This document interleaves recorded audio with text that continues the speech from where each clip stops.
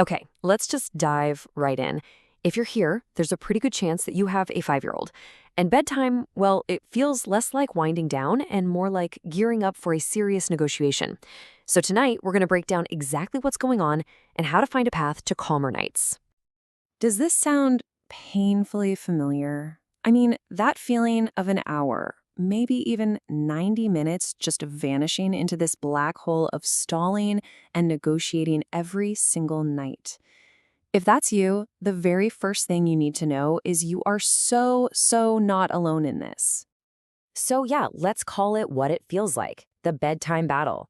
And, before we even get into any strategies or tips, the most important first step is just to let go of any guilt you might be feeling.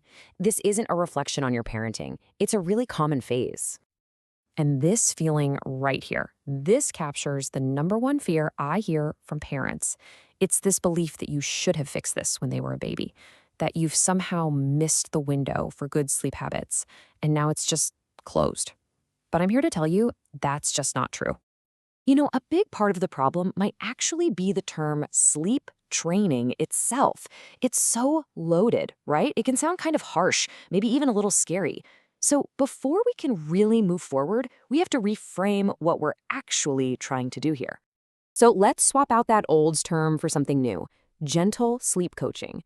And notice that key difference. It's about working with your child, not doing something to them. The goal isn't to win a battle. It's to be their coach, to build their confidence, and to make bedtime feel safe. So what does that actually look like in practice? Well, it means you become a bit of a detective and a coach. We're looking at the whole picture. Routines, boundaries, all that stuff. And we're focusing on supportive actions, like helping your child's little nervous system calm down. It's a whole person approach, not some rigid one-size-fits-all method. All right, now for the fun part. Let's start debunking the biggest myths that keep us parents stuck in that nightly 90-minute loop. Because once you understand what's really going on, you can start to find a real way out.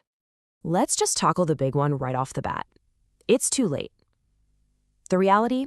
It is absolutely 100% never too late. In fact, 5 is a fantastic age to make changes. Why?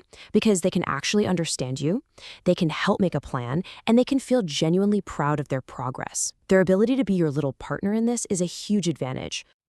And here's the myth that causes the most anxiety for all of us. The idea that fixing sleep means leaving your kid to cry it out alone. Let me be super clear. That is not what this gentle approach is about. The entire focus is on making them feel safe, supported, and capable. Never, ever abandoned. Now, this next idea, this is a total game changer for your mindset. Bedtime behavior is communication. When your 5-year-old is fighting sleep, they're not trying to be naughty or manipulate you. They are communicating an unmet need. They're showing you, in the only way they know how, that they need your help with something. So, what are they trying to tell you? Well, it's usually one of these things. It could be anxiety about school or friends. It could be plain old overtiredness. Sometimes it's that our boundaries have gotten a little fuzzy and that feels confusing to them. The point is, this is about needs, not defiance. Oh man, this next myth gets so many parents. It seems logical, right? Just keep them up a little later, they'll be more tired, and they'll crash faster. But science tells us the exact opposite is true. When a child gets overtired, their body goes into a little stress response and releases cortisol. Think of it like a shot of adrenaline. It makes them wired, and it makes settling down to sleep even harder, not easier. And the numbers really back this up. I mean, even though they're getting bigger, most 5-year-olds still need a solid 10 to 11 hours of sleep every night. If they're regularly getting less than that, you're probably dealing with a sleep debt that's just fueling that wired and tired cycle day after day. Okay, so we've busted the myths. We know what's really going on. So what do we do? Let's build an actual plan.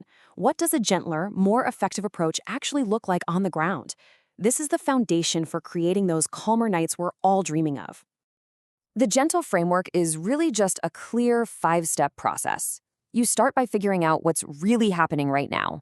Then you zoom out and look at the whole day, not just bedtime. And here's the crucial part. You talk to your child. You get their input, you make a plan together. This isn't something you do to them, it's something you do with them. Now, for a lot of us, the big challenge is that our child feels like they physically need us in the room to fall asleep. We can gently rewrite that story. It starts by filling up their connection cup before the bedtime routine even begins, so they're not so desperate for it then. From there, it's all about consistency and making small, gradual changes, not going from lying next to them one night to just disappearing the next. Okay, let's talk about rewards for a second, because there is a huge difference between bribery and positive reinforcement. Bribery, I'll buy you a new toy if you stay in bed, that often just backfires. But connection-based rewards, like a sticker chart where you're working together towards a special pancake breakfast, that's totally different. That celebrates their progress and builds their own internal motivation. We've covered the why and the how, so let's bring this all together into an actual action plan. What's one small, manageable thing you can do, starting tonight, to move your family toward calmer evenings? But before we get to that final step, I really want you to hear this. Let it sink in for a second. You have not failed. You are here, right now, ready to make a change. And that's all that matters. That window for positive change, it is wide open. Look, this is not about overhauling your entire life in one night. That's just overwhelming. It's about small, sustainable shifts. So looking at everything we've talked about, what's one gentle change you can make tonight? Maybe it's 5 extra minutes of one-on-one time before stories. Maybe it's just talking about the idea of a sticker chart tomorrow. That one small step, that's how a whole new bedtime story begins.